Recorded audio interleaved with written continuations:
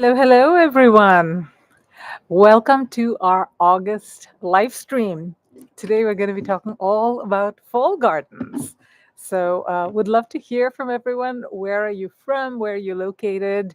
Are you planning a fall garden? Leave a chat in the comments, and let's get to know each other. Let's give people just a couple of minutes more to join.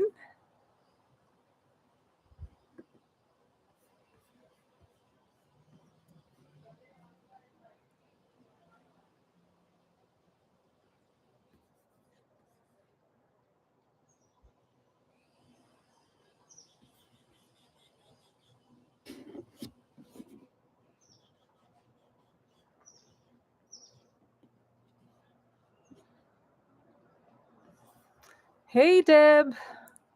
How are you? What's going on in Nebraska? What's the weather like?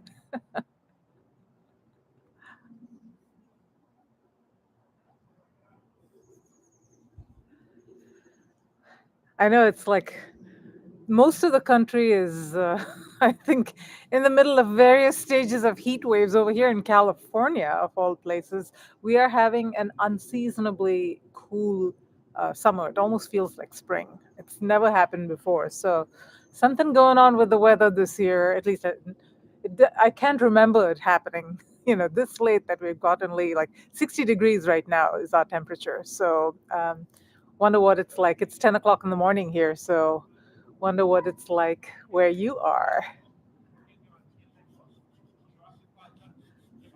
Yeah. Is it humid in Nebraska? One benefit over here is not humid at all. So even when it gets really hot, it's kind of burning hot, but not like you don't feel like you're on fire. I grew up in India, and yeah, hot and humid. It was not fun in the middle of summer. We used to call it the dog days. I don't know why we called it the dog days. I think the dogs went crazy or something like that. But yeah. So it is humid. So yeah, I definitely don't miss the humidity. Though I have to say that a lot of things grew really nicely in the humid weather that I can't get to grow over here. So yeah, over here the biggest problem is we're watering and watering and watering and mulching and watering and mulching. So yeah, can't do without the water here. After all, it's a desert here in California, and we've tried to change things up. But I think the advantage of having, a controlled sort of watering environment is that you can't control the rain, but you can control how much water you give, right? So we don't get rain like all the way through, I'd say November, mid-November is when we get rain. So all the way from the end of April through November, not a drop of rain practically. So yeah, do miss the rain and all our lawns dry out. That's why I got rid of my lawn because it didn't look nice in the summer. But yeah, I like to be able to control how much water I give my plants. Don't prefer the swamp either. Who else is here? I see a few people have joined. I see 8 people now. So why don't you jump on the chat and tell us a little bit about where you're from and what the weather's like where you are. And whether you're planning on growing a fall garden, and even better, a fall garden in the GreenStalk. I've already gotten my last frost date is usually, somewhere in the late November, early December. Sorry, first frost date, late November, early December timeframe. But I've already gotten some veggies going. I've got some broccoli, some lettuce. I've gotten a very shady part of my garden, and I guess for me, I've got a chance to try again if these bolt too early, but I want to get it going as soon as possible because my experience, the best garden I've had for like broccoli and things like that, it's not in spring, it's in fall. So if I'm able to get it started early enough, then I'm able to get a head of broccoli or a head of cauliflower in fall. Not I don't have to wait till spring. So hi, Bren. North Florida, and it's usually ridiculously hot and humid. Yeah, yeah. I guess you're not thinking about cool season crops for fall, right? You're thinking about your second summer harvest or something like that, your second succession. So I know that a lot of friends of mine in Florida grow tomatoes in the fall. They can't grow tomatoes in summer. So yeah. Yep. So are you planting, Bren, are you planting tomatoes and cucumbers and things like that now for your fall garden?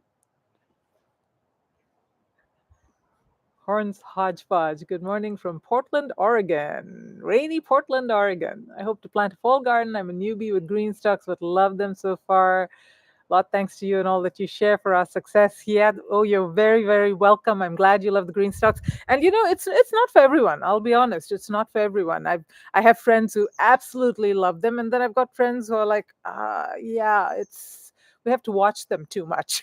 They dry out, they get blocked, they whatever. But for me, it's like, yeah, you gotta pay a little attention to your plants, and then they'll just reward you. So the GreenStalk is no different.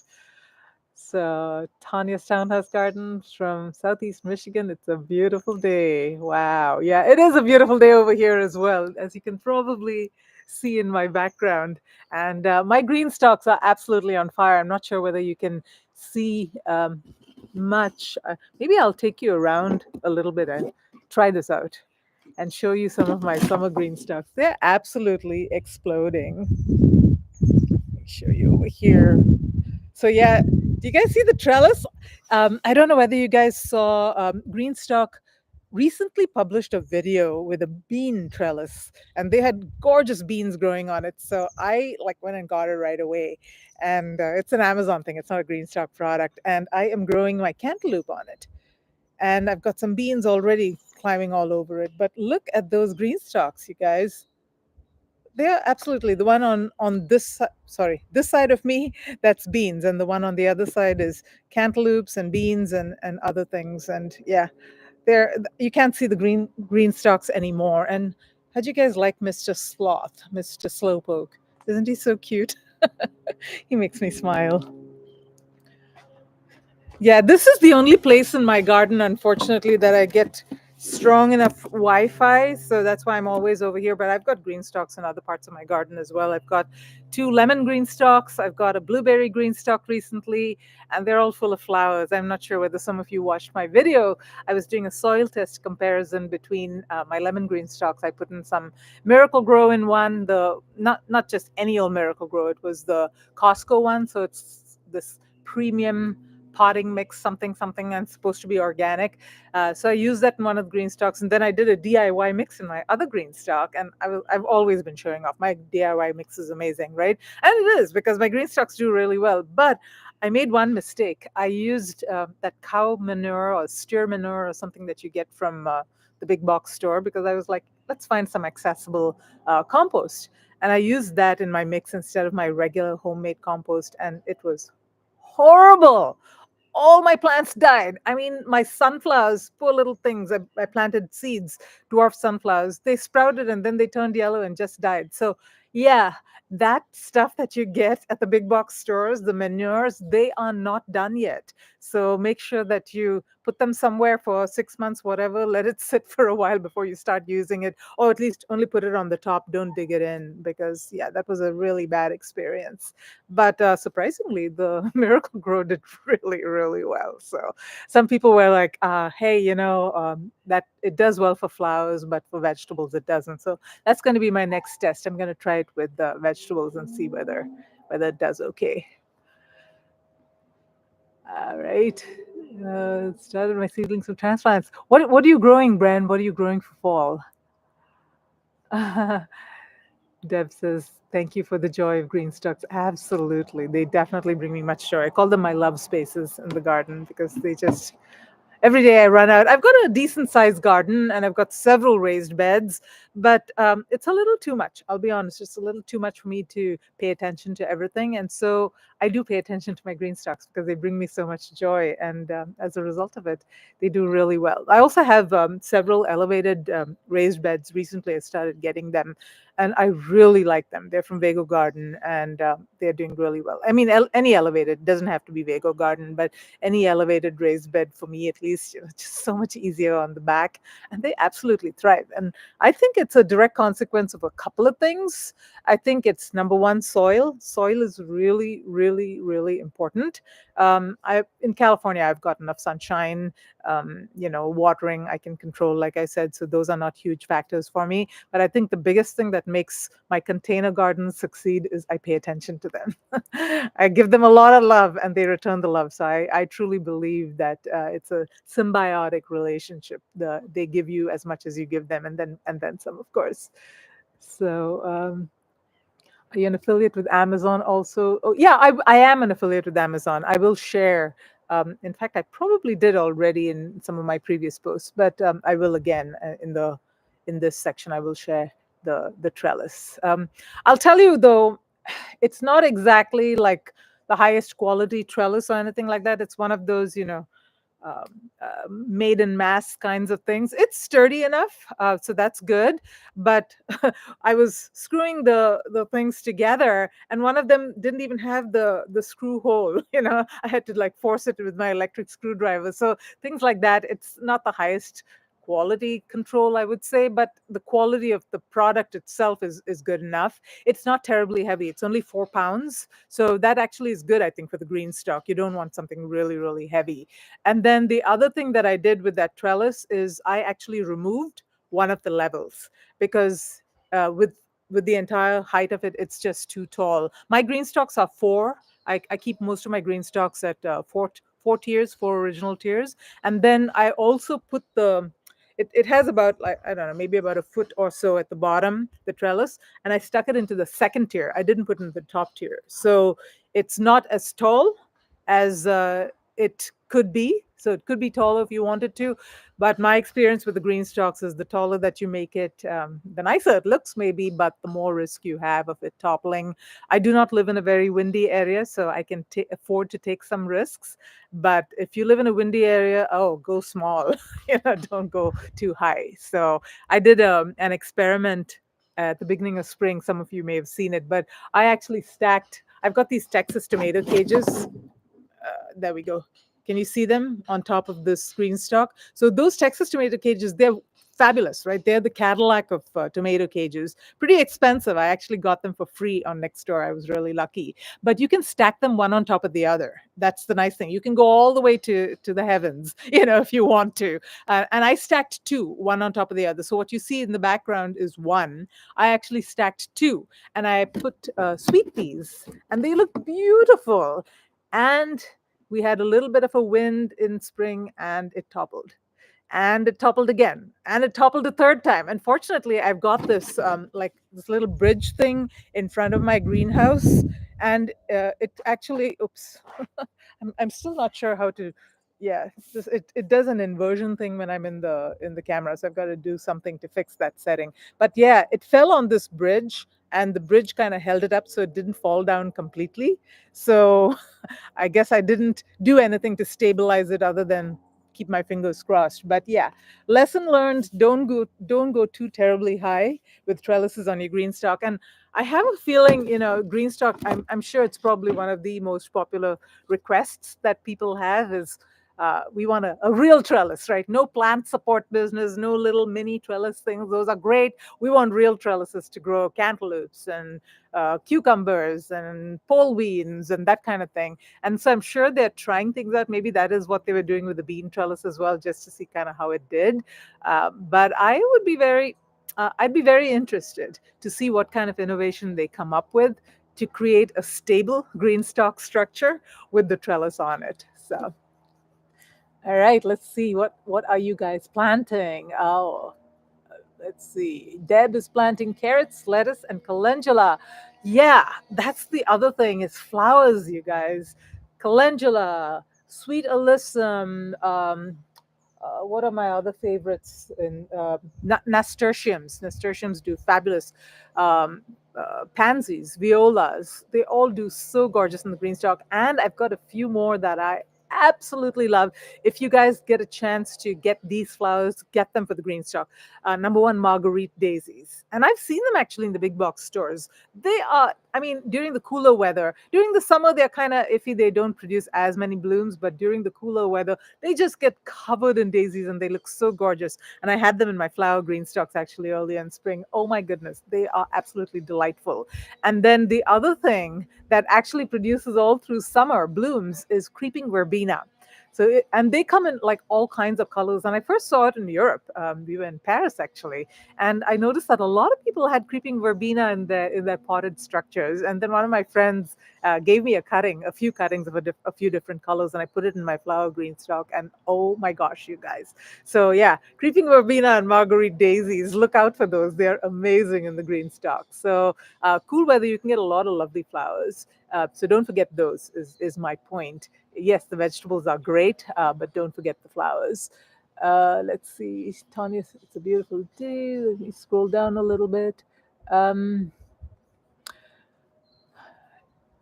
Tomatoes. Brand is growing tomatoes, peppers, eggplant, beans, cucumbers, zucchini, okra, all the summer plants, and some herbs, and even started some brassicas for winter. So I guess you don't. Do you get any frost, Brand, at all? You're in Florida, you said, right? Do you get any frost at all? Because I think you don't, right? In which case you don't need to worry about a lot of things that us people who have frosty nights during winter have to worry about. Uh, Short maturity timeline calendula? Huh, that's cool. Yeah, they usually take a while. One thing I found with calendulas in my part of the world is they actually come back every year. They're definitely cool weather flowers. They love the cool weather, so spring is like their favorite time. But they continue to produce, not as actively, um, and they get kind of leggy and a little bit ugly during summer. But then you just keep them chopped, chop off those blooms whenever you see them drying out, and they do come back, and they come back the following, in fall, and then they come back in spring. So they are kind of, I guess, tender perennials, and then of course they drop seeds. So I get a million calendulas, new calendulas to share with my friends every year as well. So, Bren, you got snow in January? Wow! Talk about crazy weather. Zinnias and marigolds in the GreenStalk. Yeah, I'm growing. So there's one of my viewers. She comments frequently. Her name is Susan. Um, she was telling me to get the baby, the short zinnias. Apparently, um, I've grown the little tiny miniature zinnias, but the plants grow big. I've not seen, like, other than profusion zinnias. Profusion zinnias are like short plants, and they produce a profusion of zinnias. They're F1s, so technically you can't really save seeds and expect to get something that's true to type. But they are fabulous. If you can get profusion zinnias, they will grow really well in the GreenStalk. I'm growing actually the full size zinnias. So in my lemon GreenStalks, they've grown pretty tall. They're already like 2 feet tall. I'm growing them in the top tier. And my idea is that I'm going to keep chopping them and kind of make them bushy rather than tall. So let's see how that goes. I always like to push the boundaries on these things. So hey, there's Susan. Hey Susan, glad you could join. Oh, you got the trellis for Blue Lake green beans. Oh yeah, did you get the same trellis that GreenStalk got for their beans? Was it the same one, or did you get something different? There were some folks who are asking for Amazon links, and I'm like, I'll share the Amazon link, but I'm not like recommending it or anything. It's one of those standard, manufactured things that are sold on Amazon. So try it at your own risk. Yeah. Okay. Pretty cold. Brent says it's cold in January and February. Huh. Okay. I think Florida's got like a wide range of weather, right? Depending on where you are. Some people never ever get cold days, and then some people get cold days. So it really depends. Yeah. Oh my goodness, you put it together. Thumbelinas. That's the one I was looking for. Thumbelina zinnias. So yeah. 3 feet. You got 3 feet tall in the GreenStalk. Yes, that's been my experience with Thumbelinas as well. They grow really large. The zinnias themselves are really tiny, and they are a lot of blooms, which is great. But yeah, they grow pretty tall. So I don't know whether there's a Thumbelina variety that's actually no more than like a foot or 2 feet tall. So. Um, oh, another flower that you might want to consider that blooms like from early summer all the way through the entire summer is Coreopsis. That's another one that comes in large, tall sizes as well as short sizes. So make sure you get the short size. But they're the prettiest flowers. They look like cosmos a little bit, but they're typically yellow, or they may be yellow with like a little red center thing. At least those are the colors that I've seen. But oh my goodness, they produce tons of blooms, like showstopper kinds of blooms. And I think GreenStalk, one of my GreenStalk affiliate friends, her name is Amber, and GreenStalk actually was doing an advertisement, I think, with her GreenStalk where she was growing coreopsis, and it was just absolutely stunning. So yeah, Florida has a completely different climate than anywhere else. Yes. I would enjoy Florida. I think I've been thinking. I've got friends over there, and so I've visited many times. And it kind of reminds me of India, the tropical side of it. You can grow so many plants. Like I think you can grow pineapple and papaya and mangoes and all these things that we can't really grow very easily over here in the Bay Area. So I'm always like, oh, I'd love to grow some tropical plants. Those are all my favorite fruits, right? So yeah, Florida is lovely. Anyway, let's talk a little bit about benefits of fall gardening. So it looks like many of you are going to do fall gardening. That is great. Uh, I think the biggest unbenefit or negative of fall gardening is that most people are just exhausted from summer gardening. And so getting on the bandwagon again and doing another round of starting seeds and things like that, it can get exhausting. But the benefits, if you do try a fall garden, even on a small scale, the benefits are huge, right? I mean, number one, the weather is just so much more pleasant to work in. Pest pressure is just so much less. You don't have to worry about starting your seedlings indoors, because if you've got a shady spot in your garden, you can start them outdoors. So that's for me, that's a huge benefit, because you don't have to deal with like fungal diseases and things that indoor seedlings are usually prone to. And you don't have to worry about special seed starting mix. Just use any old potting mix, because it's outdoors and the sun will kill off any of the bad guys, So yeah, that's a huge advantage. You're able to start seedlings outdoors. And then, yeah, large variety of crops. So I posted a little post this morning in my community thing on YouTube. So I don't know whether you guys, any of you have this. Do any of you have this GreenStalk edible plant guide? I actually highly recommend it for, especially if you're a little bit of a beginner. If you're a very well seasoned gardener, you probably know most of this stuff. But and for me, frankly, I did get some benefit of it, but I knew most of it. But I think what I really like about this is it's got this thing. So if I pick any of these, okay, let's pick parsley, for example. Um, so they've got gardener's notes over here. And this is actual experience of Susie. Susie's the head gardener. She's just amazing. And her actual experience of growing stuff in the GreenStalk, she puts little notes in here. I saw something about fennel. Fennel was one of those things. I see so many things about fennel, right? Oh, it's got this allelopathic thing that it produces from its roots. And if you grow fennel, you can't really grow anything else around it, because it produces this toxin that kills other plants, right? That has not been my experience, right? Same thing with sunflowers.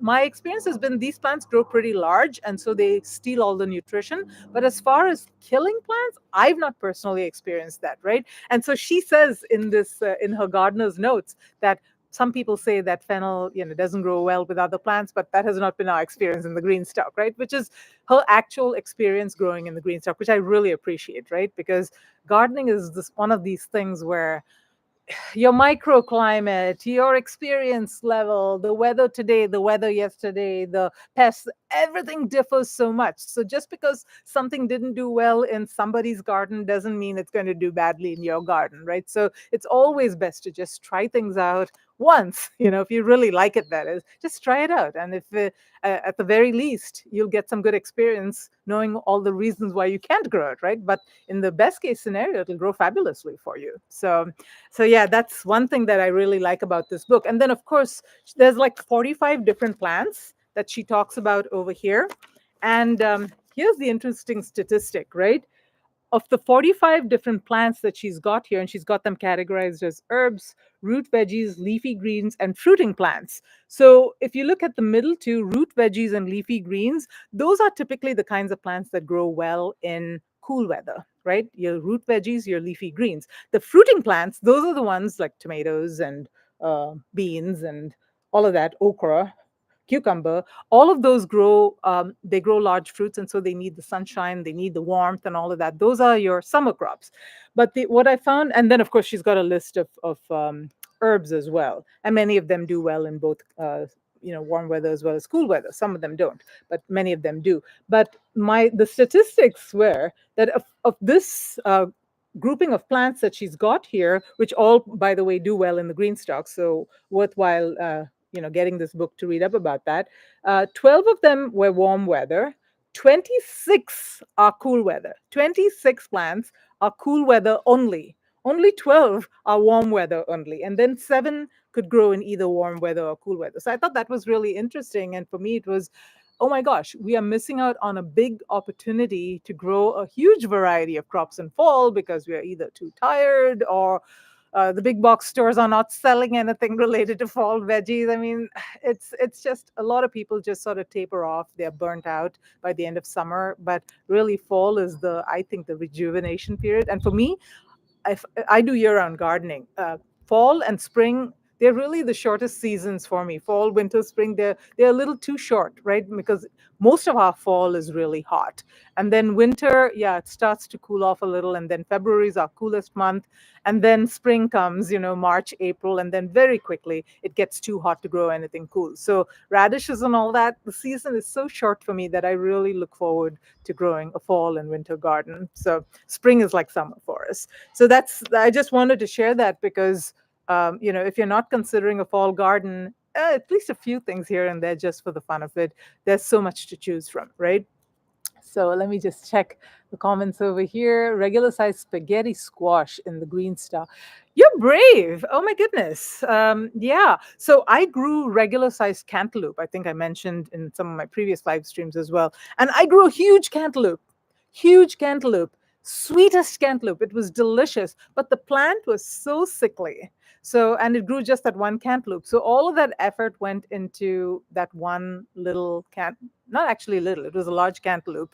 So yeah, I mean, was it worth it? Absolutely. But this year I'm growing smaller size cantaloupes, right? The compact size, because I want more than one.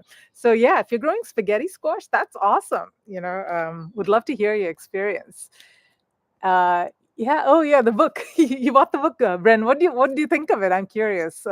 I've not really delved too deep into it, but the more I look at it, the more interesting things I'm finding. So, and of course, as I said, Susie's just amazing. So I'd love to learn from her experience. Oh, Susan, you've got a lot of cabbage worm problem and things. So here's the interesting thing. GreenStalk actually sells this netting.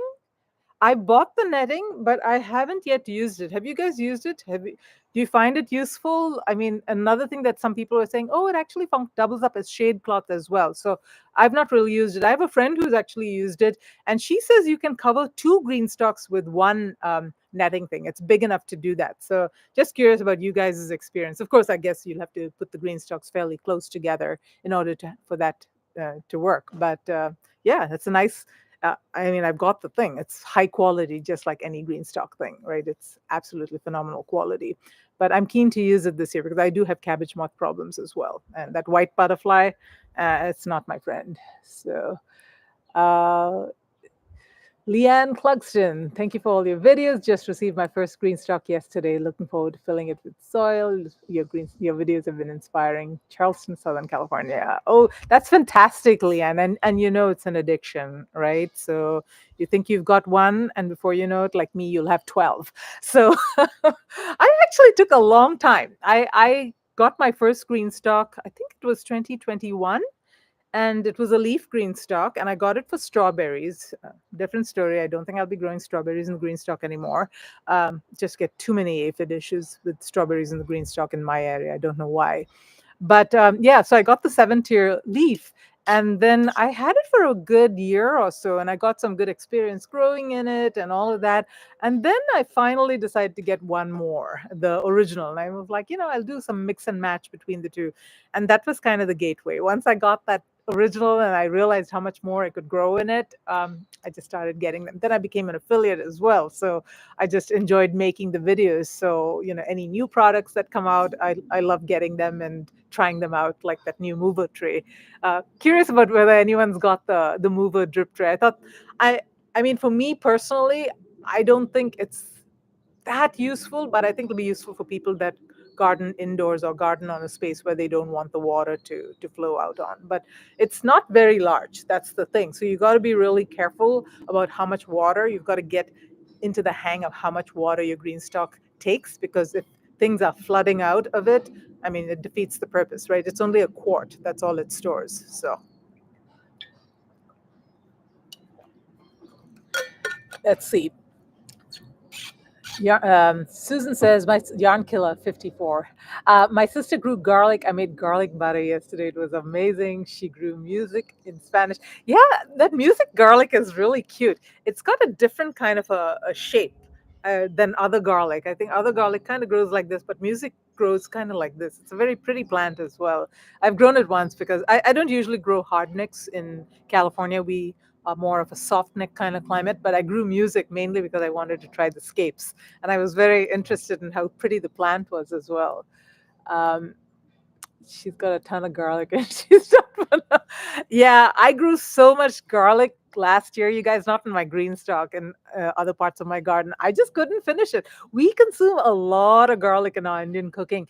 And the interesting thing about growing your homegrown garlic is you get I mean, if you're a good garlic grower, you get some nice large heads, but you also get a lot of small heads, right? And you don't really want to throw those away. So my poor mother-in-law, she'd sit and she'd peel every single little teeny tiny clove. It was just, I mean, she'd show me her nails. They'd be all worn out from peeling those. And then I'd freeze them. So I freeze everything. And then it was just so great to be able to use that frozen garlic, just sort of take it and throw it into things. But yeah, that's the thing about your homegrown veggies. You don't want to waste anything, right? So those garlics wouldn't even qualify to be, sold in a store. I guess they toss them or something like that. But no, my mother-in-law peeled every single little one. She's so cute. Um, yeah, the addiction. Leon's checking out the other colors. Yeah. So speaking of other colors, you guys, I don't know. Do you guys know about this event? I got this in my latest GreenStalk haul box, but they've got a warehouse clearance event October 1st to 21st, 2025. And all the colors that they have to date are going to be like, I think they're doing like it's a clearance, right? So you better jump in quickly if there's a color that you've been waiting for, because it's, I guess it, when it's sold, when it's sold out, it's sold out, right? So I'm wondering, what are you guys getting? I know there's a lot of popular colors out there. I know that Razzleberry is one of those that people are like, oh, we've been waiting. Razzleberry came and went. What happened to Razzleberry? I kind of just got my Razzleberries under the wire. But yeah, curious about what colors you guys are waiting for. Are you guys like, a single color kind of thing? I started with terracotta. I have like 5 green stalks that are all terracotta. And I thought that terracotta was the color that I was going to be with for the rest of my life, right? And then, of course, suddenly they decided that terracotta was going to be a limited color and it was gone. And I was like, oh, shoot. So then I kind of started getting into other colors and I was like, whoa, where have you been all my life, other colors? So now I'm like, I'm done with terracotta. I'm going to get other colors, but I'm curious about which colors you guys are waiting for. Uh, Susan's sister's garlic was huge. That amazes me how some people are just able to grow those. They look like elephant garlic, right? They're so large. I've seen people, like even my neighbors, grow such huge garlic. I'm like, how come mine don't grow that big? Um, yeah. If you spin, well, see, the thing about spinning your green stock for sun exposure, you can do it that this is the first time I'm getting the mover. I've got all ultimate spinners for all my green stocks. And I don't know about you guys, but I find it a little awkward once you get used to the ultimate spinner and how easily that thing spins and spins. It's very difficult to get used to the mover and kind of, I don't know whether there's some technique to turn that other than kind of hugging it and turning it around. So yeah, I guess the mover actually holds the green stalk really firm. That's one difference that I feel compared to the ultimate spinner. The ultimate spinner, it still feels a little shaky, but the mover really hugs the green stalk well. So I guess if you're on an irregular kind of surface, that thing moves much better than the spinner would. But if you're spinning the green stalk for sun exposure, yeah, I feel it's a little awkward with the mover. Yeah. Wow. Growing garlic and onions make me nervous for some. Why is that, Bren? Makes you nervous? They actually are, I think they're really easy to grow. So here's the other thing. Have you guys grown onions in the green stalk? Because I've got friends who have grown onions in the green stalk and they're huge. Of course, they grow one onion, they grow the large size and they grow one onion. And monster onions. I've grown beets that are really monster size in the green stalk, but onions I've never really tried. But I'm thinking this year, just because I've seen this friend of mine's experience, I'm thinking about trying to dedicate maybe one, maybe a three tier. Maybe I'll dedicate a three tier to onions just to see how well they grow. But I can see that they grow well because onions need a lot of nutrients and onions need a lot of water. So, and with the green stock, you're paying attention to those things, right? Especially nitrogen and all of that. So, I can see that onions would do really, really well. But dedicating a whole green stock to onions would be interesting, right? Because I'm like, oh, what a waste of space. One onion per pocket, right? So, Susan wants the razzleberries. Um, yeah. Why does making growing onions and garlic make you nervous? Uh, Razzleberry. Yeah. I really hope that they get sufficient razzleberry because I have a feeling that one's going to be the hot one. Yeah, the spinner definitely spoils people. Need a dedicated space for garlic right now. I'm figuring out. Yeah, so that's the other thing about growing garlic and onions is they, even though they individually don't take up much space, they are, all these alliums, onions, garlic, they don't do well with competition, right? So they kind of give up is what I've observed. So onions particularly, if you don't really weed very assiduously, the weeds will eat up the nutrition and the onion will be like, okay, whatever, you guys take the nutrition, and they just don't grow well, right? So you can't really do much companion planting, has been my experience with onions or garlic. So they do tend to take up the space that they take up for whatever time, right? And they grow for a long time depending on the variety. Garlic obviously has a long growing season, even though for us it's mostly through winter, so it's okay because I've got the space. Onions, on the other hand, like I in where I live in the Bay Area, I can grow either short day, long day, or intermediate day. If you live in more of those northern states, you want to grow long day onions. If you live more in the southern states, you want to grow short day onions. If you live somewhere in between, like I do, intermediates do well. And then you can also probably get away with long day and short day.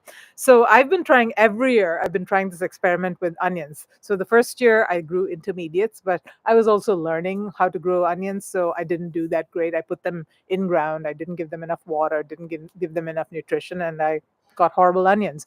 The second year, I decided to do long day onions. So the interesting thing about long day onions, though, is they're called long day. For those of you that don't know, the reason they're called long day onions is because they start to bulb when the day length reaches a certain number. So for long day, I believe it's 14 to 16 hours.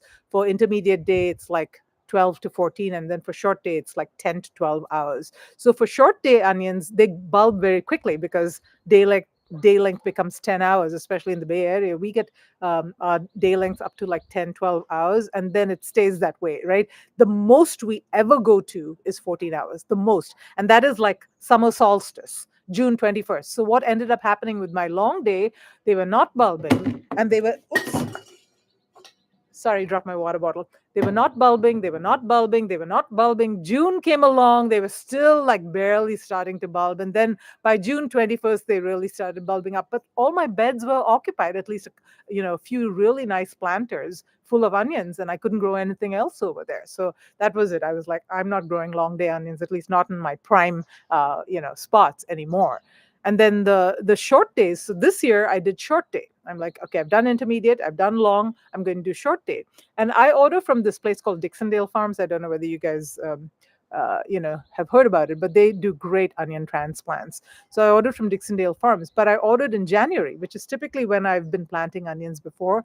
And my onions they came to me already bulbing, right? So they are grown in like Dixondale Farms is like Texas or something like that. So they had already started bulbing in January. So I planted them, they started bolting, like 50% or more bolted, right? So that was not fun either. So this year I've decided I'm going to grow onions from seeds. I'm going to grow short day, but I'm going to grow them in November. I'm going to get them in the garden. So I'll start them in September. Speaking of starting your fall vegetables, right? I'll start my onions in September, get them in the garden in November, and hopefully they'll start to bulb up around about maybe February, March or so. So yet another experiment. We'll see how we do. So Tokyo, Tokyo Long. I don't know what that is. Is that an onion variety? Um, Horns Hodgepodge says, I want luscious green, light blue, raspberry, and the cherry blossom. And that cherry blossom is such a darling color. I just can imagine it full of like flowers or strawberries. Oh my gosh, gorgeous. One thing I've noticed though about these pale colors, I've got the yellow, right? The lemon, they show dirt. So you got to be careful. I can't be like sloshing around with my hose, all over them because if the dirt jumps out, you see it. So yeah, but the good news for me is I've got hard water for the most part. The dark colors show hard water stains if I pocket water them. The light colors don't. So yeah, pluses and minuses. Um, oh gosh, yeah, the 16-inch diameter. No freaking way. How's that even possible? You mean circumference? Because 16 inches is like, maybe you mean circumference, right? Wow, but still, that's like a huge onion. Wow. Weather is so all over the place, says Brent. So timing is the biggest worry, especially since it takes a long time to grow. Yeah, that's the thing. You've got to have a space to dedicate. That's why I'm thinking about maybe dedicating one small green stock to growing onions just to see how they do. So yeah, back to the so here's the other interesting thing about growing a fall garden in your green stocks. So what to pull, what to save, right? So for me, the problem is about growing a fall garden in the green stock is that they actually are still producing summer crops all the way through October, right? So I don't have any green stocks available, for me, and I've really got to make a tough decision as to which plants I want to pull. And very often they are producing something that I wanted to continue to go to full size. So yeah, that's the hard part. Is you want to decide, and the easy decisions are plants that are diseased, for example, or plants that are obviously end of life, or powdery mildew, that kind of stuff. Get them out of there, right? Or anything that pests are actively attacking, get them out of there. Aphids and things like that, if they're taking over the plant, then it's an indication also that your plant is not that strong, right? So you can get those out of there. But then the ones that are growing really well, how do you get rid of those, right? And then different watering needs and all of that need to be considered. So yeah, it's tough. And then the other thing is, what do you save, right? So things like herbs, for example, lavender and sage, and whatever else you grow, thyme, oregano, they continue to produce pretty much all the time, right? And then there's things that you want to try and overwinter, like peppers. So what I suggest, at least what I've been doing for the plants that I want to save in my green stock, I actually get them out of there and I put them in pots, or I put them somewhere else in containers, because my experience, and you guys tell me in the comments whether your experience has been any different, but I can't go, because I garden year round, I can't go more than a year without refreshing my entire green stock. The holes get clogged, the watering system doesn't work that well. So for me, every year, at least once a year, I've got to replenish my entire green stock, like take it apart, empty the soil. And by the way, reuse the soil. Do not throw the soil. That soil is expensive and it gets better and better every year. So, sift it out, whatever, add some more perlite to it, add a little bit more compost, but reuse your soil, right? So, but I have to do that every single year. And I don't know about you guys, but do you guys like go? I've gone a couple of years with some of my green stocks, but I found that the second year I was just watering the pockets. There was constant blockages all over the place. And it also depends, I think, a little bit on what you grow, because some plants have very massive root systems, especially things like herbs, oregano, and even onions, for example, have really strong, like the bunching onions, they grow solid root systems. So yeah, and then the herbs are perennial, so they don't really go away, but they continue to grow their root systems. And the worst offender for me has been mint.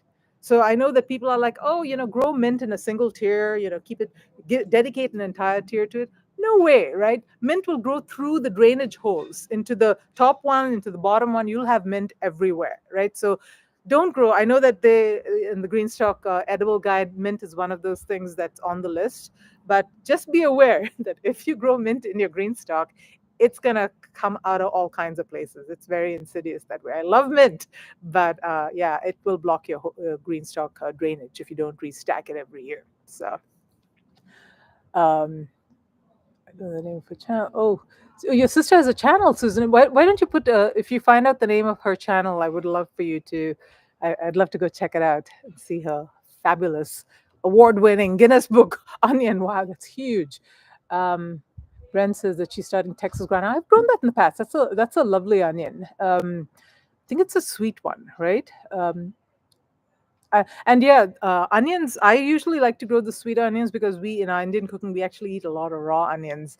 So I grow the sweeter kind. My father-in-law has to have onions. Like, if it's not part of his lunch, selection of things, it's like he hasn't had a proper lunch, right? So onions every day. So I tend to grow the sweeter ones. The disadvantage of the sweeter ones is that they don't store as long. So just something to keep in mind. Let's see what else. Susan said, I chopped my cabbage caraflex. I was so mad and threw the whole plant right into the trash. 3 days later, they were crawling out of the outdoor trash. And oh my gosh. Yeah.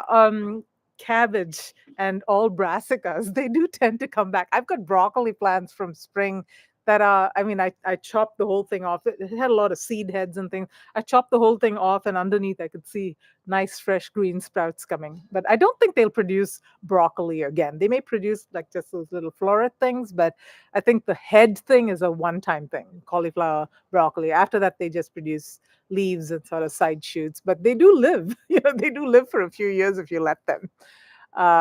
Mint is in one pot and one pot only. That's very smart, Bren. Yep. Mustard seed homestead. Oh yeah, is that your sister, Susan? Mustard seed homestead. I've heard of mustard seed homestead. Oh, okay, but I'll check out. Yeah, I'll check out her channel. I thought you said your sister had grown a very large onion. All right, so that's that. So that's the other thing about I don't usually grow too many herbs in my GreenStalk that are, so for example, sage, lavender, herbs that require less water or don't grow very well when you've got too much water. I don't put in my GreenStalk because my GreenStalks do tend to get a lot of water, and I don't want to just restrict it because I've got a sage plant growing over there. They'll grow. I've grown rosemary. I've grown not grown sage. I've grown rosemary, definitely oregano, parsley. All of those grow really well. Thyme grows really well, but some of those drier herbs, I just don't grow them in the GreenStalk. And no, I do not grow mint at all in my GreenStalk. Oh, the other big offender for me is catnip. Have you ever grown catnip in the GreenStalk? It's horrible, at least for me. Number one, it grows huge. It grows fast, and you can't. No matter what you do, unless you actually take the GreenStalk and dump the soil out, you can't get rid of that thing. And if you reuse the soil, somehow it's found its way. A little sprig has found its way into it, and it'll grow again. So be careful of growing catnip in your GreenStalk. My cats love it. I'm not a big fan of the smell. The other thing that catnip does is aphids. It's always covered in aphids. And I don't know about you guys. People talk about trap crops. Grow nasturtiums, they're trap crops. Grow catnip, it's a trap crop. Yeah, aphids go to them, for me at least. They go to them, but they also go to the other plants. They've never left my strawberries alone just because there's a catnip plant next to it, right? And then the other thing I've also found is there are different kinds of aphids, right? There's the reds, the blues, the greens, the pinks, the yellows, right? And certain colors of aphids prefer certain plants. So just because you're growing nasturtiums and strawberries next to each other, aphids generically are not going to go to your nasturtiums. They're going to, the certain color goes to your strawberries and another color goes to the nasturtiums, right? So yeah, I'm not a big, maybe I just haven't mastered the art of proper trap cropping, but just doesn't work for me. So uh, yeah. Oh, mustard seed homesteading. Yeah, I'll check out her channel. And then let's see. Oh, I did want to find out from you guys about soil. When you replenish your soil, so when I replenish my soil these days, I mean, especially after my experiment with the Miracle Grow thing, I'm going to stick with my homegrown, my DIY mix for the most part, because I know that my compost works really, really well. And but I'm curious about you guys. What kind of soil mixes do you use in your green stock? What have you had success with? I know that a lot of people use the Happy Frog and the Fox Farm mixes. Those tend to be really expensive. So I'm just trying to find, and I do my DIY mainly because I want to be economical about it as well. Plus, I don't think everybody wants to buy the most expensive soil mix. At one point, I filled up a lot of green stocks with Pro Mix, which works really well, by the way. But all of these mixes, I also add a little bit of perlite too, because I find that that lightens up the mix and really makes for a big difference in the growth of the plants in the green stalks. So just curious about what soil you guys use in your green stalks and what your experience is when whether you like it. So yeah, aphids. So yeah, aphids are horrible, and they pick whatever plant and they ruin everything. Absolutely, 100%, right? So I mean, I've got a pomegranate tree, and my pomegranates are growing quite close, like bunches together, and the aphids are like inside there, right? And I'm like taking a toothbrush and I'm trying to clean it, and yeah, in the evening I come back and they're all there again. Aphids, I don't know whether you guys are aware, but they are born pregnant. Many of them are born pregnant. They are just built that way, right? They have to multiply because they've got so many pest predator kinds of things. And so they have to multiply. That is their survival thing. And ants and aphids together, if you've got ants and aphids together, you might as well forget about it. You're not going to, that plant's not going to make it. I've seen ants, like there's this wasp called the braconid wasp. I don't know whether you've heard of it, but it actually lays its eggs like inside the aphid, and the aphid turns into this little like popcorn ball kind of thing and explodes. It's just bizarre. So braconid wasps, definitely your friend. Of course, ladybug larvae, your best friend when it comes to aphids. But if you've got ants, they won't let any of those beneficials near your aphids. They will protect. I've seen ants like literally fight off braconid wasps. They're just, yeah, they have an amazing symbiotic relationship. It's just fascinating. So yeah, get rid of the ants first. If you've got aphids and ants, get rid of the ants first. And there's ways you can. I mean, they're semi-effective. I think the most effective way I found is borax and sugar together. And I don't know the ratio off the top of my head. It's something like 1 part of borax and 3 parts of sugar, right? And then you mix it with just a tad bit of water, because if the water, I mean, sugar gives out water, right? When it starts to melt. So you want to put just a little bit and kind of keep it crumbly. And you put it in a little glass jar, put a lid on it, and put some holes in it. The ants will go in there. And the idea is that they're going to take some of that borax back to their nest, and then the queen and all of that nest will be killed off. I think it kind of sort of works, but the ants do find a way back. So it's very hard to control ants. The other thing about ants is, and this I learned from Gary, the Rusted Garden. He's got some fabulous recipes for how to take care of ants. But there are some ants that prefer protein. So there's the sugar ants and then there's the protein ants. So what he does is he does a combination, right? He's got the sugar thing, and in the same bottle on a different side, he's got peanut butter that he mixes with a little bit of borax. And so that takes care of all kinds of different ants, apparently. So yeah, try it out. And if you guys have that kind of problem. And the ladybugs, Susan, yeah, I've done that. And kudos to you if the ladybugs stayed, but ladybugs came and ladybugs went, and the aphids came back eventually, right? They took care of the problem very quickly, but it was like a one-time thing, right? And then they came back. So just curious as to whether it was a permanent solution for you. Maybe your plants were such that the ladybugs really liked it, but in my home, the ladybugs prefer our neighbor's yard or something like that. They never stayed. So yeah, Miracle-Gro organic raised bed mix. Okay, that's interesting that you are using a raised bed mix. Because raised bed mixes typically contain like topsoil types of things that makes it kind of heavy. But if it's working for you in the GreenStalk, that's great. I usually don't go for raised bed mixes mainly because it's a little too heavy for the GreenStalk. But mixing it with a lot of perlite, I think, would potentially solve the problem. Let's see, what else do we want to talk about here? Yeah, so whenever you backfill, if you're going to backfill the pockets, restack once a year is my recommendation. Maybe you can go 2 years if you're not using your GreenStalk year round, but I'd say 2 years in any climate is probably the max that you can go without restacking. So yeah, note to the new GreenStalk owners is the more GreenStalks you get, the more restacking you're going to be needing to do every year. So just be aware of that. And then the other thing, the last thing that I'll say about planting your fall crops, a lot of them actually benefit a lot from succession planting. Just like cucumbers and other things in summer, squash and summer benefit from succession planting.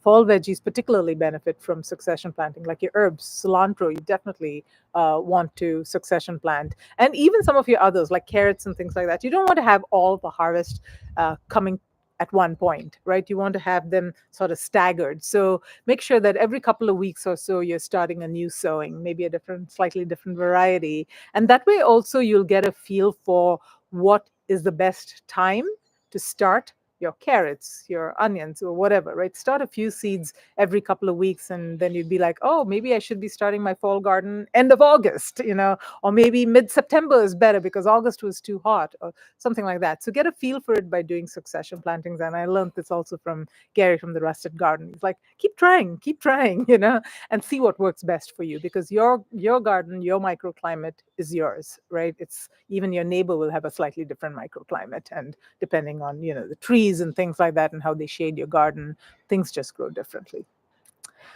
All right, I think we are wrapping up here. Just want to see any more comments.